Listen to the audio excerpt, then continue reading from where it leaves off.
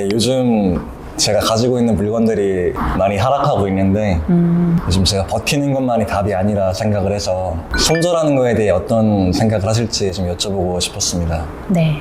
그래서 지금 이런 고민하시는 분 되게 많을 것 같아요. 특히 뭐 투자를 하신 분들은 고민하실 것 같은데 두 가지 방법인 것 같아요. 그러니까 아까 말씀드렸지만 버티느냐 아니면 뭐 손절매 하느냐의 부분인 것 같은데 우리가 버틴다고 했을 때 우리가 고려해야 되는 상황 그거예요. 그러니까 버틸 수는 있는데 일단 대출 이자 내가 감당할 수 있느냐. 그러니까 지금 뭐 대출 이자가 계속 올라갈 걸로 보이잖아요. 언제 이게 다시 뭐 내려간다 그런 게 없으니까 그러면 나의 수익과 우리 집에서 나가게 되는 뭐 고정 지출이라던가 뭐 변동 지출이라던가 이거 한번 적어보고 이 정도 내가 버티면서 내게 되는 이자가 충분히 내가 감당할 수 있느냐.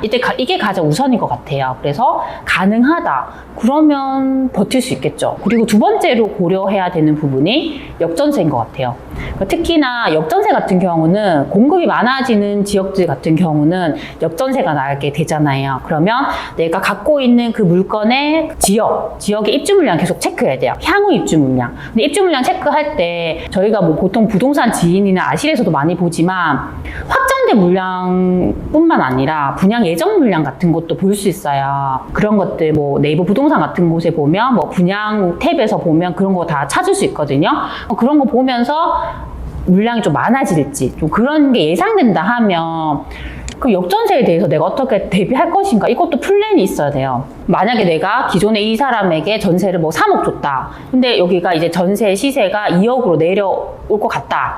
그 1억 정도의 돈이 더 우리가 내어준다거나 필요하잖아요. 그러면 내가 이걸 어떻게 마련할 것인가? 그 1억을 어떻게 마련할 것인가? 아니면 뭐 내가 당장 그 정도 돈을 마련할 수 없을 것 같아. 이것도 협의를 볼 수 있는 부분이잖아요. 그러면 저는 이렇게 할 것 같아요. 일단 그게 예상되는 지역이 있다면 미리 좀 준비를 해요. 저는 어떻게 했냐면 그 설명절이 됐으니까 선물을 보내요. 그래서 일단 이분들과 관계가 더 좋아져야 돼요. 그래서 약간 이런 식으로 해서 이분들과 좀 관계를 좋게 한 다음에 재계약을 할 때 이제 시점이 있잖아요. 그러면 여쭤보는 거죠. 그러니까 지금 전세 시세가 내려갔는데 대신 제가 이제 기존에 받았던 전세자금 대출 이자가 있을 텐데 제가 그 부분만큼 제가 보태드릴 테니까 그냥 계속 요 금액으로 연장하면 어떨까요? 이렇게 해볼 수 있을 것 같아요. 그래서 그런 부분도 협의를 해볼 수 있으니까 일단 그렇게 해보는 게 저는 정답이라고 생각을 하고 아까 말씀드린 그 두 번째 케이스 있잖아요. 두 번째 케이스는 손절매를 하는 부분. 근데 이 부분 되게 잘 생각하셔야 돼요. 안 그래도 이 부분에 대해서 어떤 다른 분들 저한테 상담을 요청하신 분이 있는데 지금 내가 이걸 판다. 그러면 내가 생각했던 그 가격 이하로 더 보수적으로 보셔야 될 것 같아요. 왜냐하면 지금 거래가 워낙 안 되는데 내가 만약에 나는 이 물건의 가격을 2억까지 봤다. 근데 뭐 1억 5천, 1억 4천까지 더 내려갈 수 있어요. 왜냐하면 거래가 잘 되고 분위기가 좋아야지 어느 정도 내가 생각하는 그 매도가 정도 받을 수 있는데 지금 그게 아닌 거예요. 근데 내가 그걸 감안해서라도 팔 것인가? 저 그 부분 되게 중요하고 만약에 손절매를 할 때 저는 어떤 생각을 하냐면 내가 이걸 팔고 그냥 그 돈을 갖고 있는 게 아니라 더 좋은 곳에 내가 살 게 있다.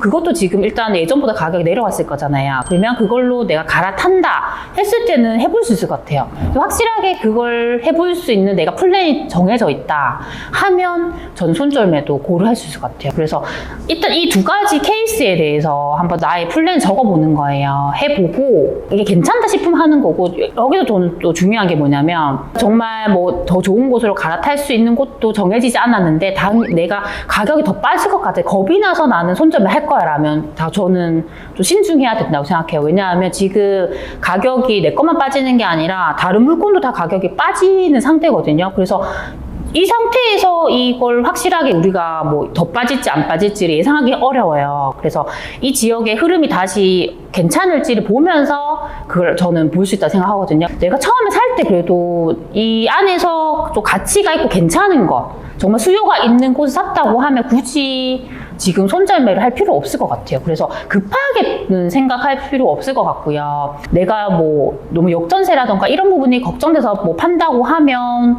할 수 있을 것 같은데 그게 아니다 하면 손절매에 대한 부분도 저는 좀 잘 생각해서 하셨으면 좋겠어요. 네. 손절매가 아니더라도 지금 제가 투자한 물건이 이제 1년이 넘었는데 전세 세입자분께 매도하게 되면 어떻게 말을 해야 될지 아직 한 번도 경험이 없어가지고 궁금했습니다. 근데 저희가 전세 계약 같은 경우를 보통 2년을 하시잖아요.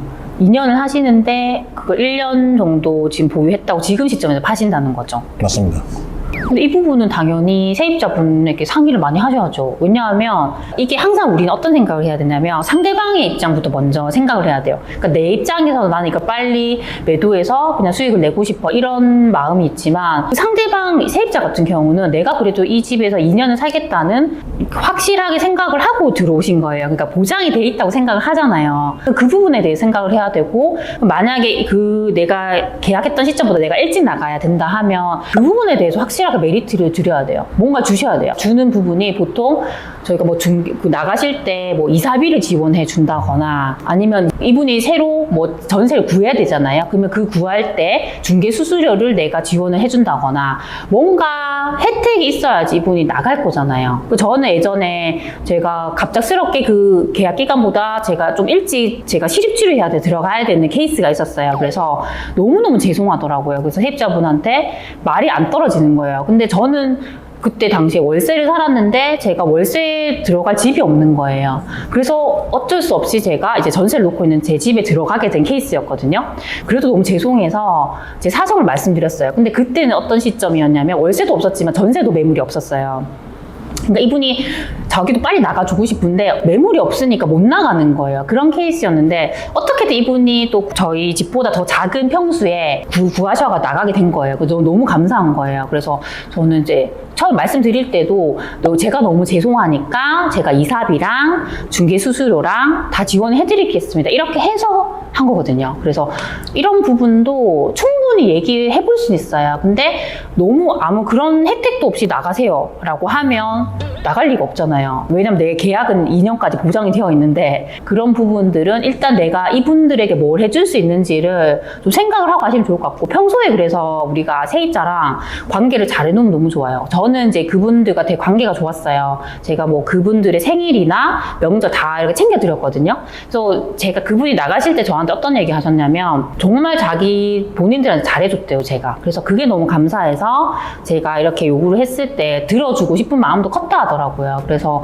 뭐 우리가 항상 법보다 저는 사람이 우선한다고 생각을 해요. 내가 이 사람들에게 어떤 걸 제공할 수 있을까? 어떤 걸 더 줄 수 있을까? 좀 생각을 하면 좀 그런 답들이 쉽게 풀리는 것 같아요.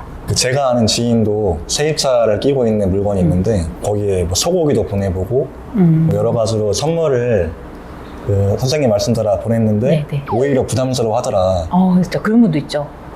그래서 저도 이제 설날에 또 선물을 보내드려야 되는데 괜히 부담돼야 하지 않으실까 하는 생각이 들더라고요. 소고기 같은 경우는 단가가 너무 비싸잖아요. 근데 만약에 반대로 생각해서 누군가 저에게 그 정도의 금액의 선물을 주면 부담스러울 수도 있을 것 같아요. 근데 그런 선물이 아니라 과일이나 정말 작은 선물도 드릴 수는 있잖아요. 그래서 저는 보통 뭐 과일 같은 것도 많이 보내드리거든요. 그러니까 보통 가족 단위로 많이 사시니까 가족들이 이렇게 드실 수 있는 그런 선물을 드리는데 한 번도 저는 부담스러워 했던 적은 없었어요. 다 좋아하셨어요. 그래서 어떤 선물을 드리냐도 중요한 것 같고 만약에 내가 선물을 했는데 저분이 부담스러워한다. 그럼 안 하면 되잖아요.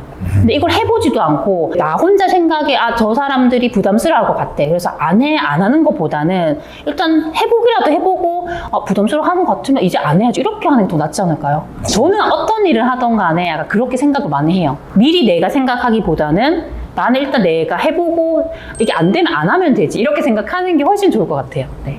아직도 지방 투자에도 답이 있을지 아니면 오로지 서울만 보는 게 답일지 좀 궁금합니다. 이게 지방은 무조건 투자하면 안 되고 뭐 서울만 투자해야 되고 그건 없거든요. 그러니까 저희가 부동산 투자 공부하실 때 항상 배우신 게 그 지역의 흐름을 보시잖아요. 흐름 분석으로 보시잖아요. 그러면 이 지역의 흐름이 와 있다 하면 그 지역에 투자를 하면 돼요. 우리가 최근까지 보면 소도시들도 많이 올랐잖아요. 작은 도시들, 지방의 작은 도시들. 그러면 그 지방 투자는 무조건 안 된다고 하면 그 도시들이 오르면 안 되는 거죠. 근데 그 지역들을 복귀를 해보면 그 지역들도 많이 올랐어요. 그쵸? 그래서 중요한 거는 이게 지방이냐 서울이냐가 중요한 게 아니라 이 지역이 흐름이 왔느냐 안 왔느냐가 중요하거든요. 그 논리라고 하면 서울이 상승할 때 계속 상승해야 되잖아요. 근데 서울도 올랐다가 또 내려간 쪽도 그렇잖아요. 그리고 서울 외에도 수도권 같은 곳들도 오르다가 내리다가 항상 그 흐름을 타잖아요. 근데 그렇게 보면 지방이든 서울이든 어떤 지역이든 내가 분석을 해서 이 지역이 정말 지금 이제 다시 저점을 찍고 반등을 했구나. 그런 지역들이 확신이 드는 지역이 있으면 투자할 수 있다고 생각합니다. 근데 지금은 선택지가 너무 많아졌죠. 그전에는 많은 지역들이 규제 지역으로 묶여 있었잖아요. 묶여 있었고, 그런 뭐 작은 단위의 도시들이 비규제 지역이었고, 그런 쪽으로 좀 많이 뭐 투자를 많이 하시거나 수요가 많이 들어갔잖아요. 근데 지금은 거의 대부분 지역들이 그러니까 규제 지역에서 다 해제가 됐잖아요. 다 비규제 지역이 되었고 선택지가 너무 많아요. 그쵸? 그래서 굳이 이거를 우리가 지금 뭐 지방이냐 서울이냐로 나눌 것이 아니라 선택할 수 있는 지역들이 많으니까 그 지역들이 하나씩 흐름을 보면서, 근데 그걸 흐름을 보기 위해서 우리가 그 금리 인상이라는 뭔가 그 리스크가 어느 정도 감소를 해야 돼요. 그래야지 그 지역의 흐름을 제대로 볼 수가 있잖아요. 그러면 그걸 볼 수 있을 때가 되면 그 지역의 흐름들을 보면서 선택을 하면 된다고 생각합니다. 그래서 미리 그걸 하기도 전에 내가 지방 투자는 안 된다, 무조건 서울을 해야 된다, 그 선입견을 좀 내려놓으시면 더 좋을 것 같아요.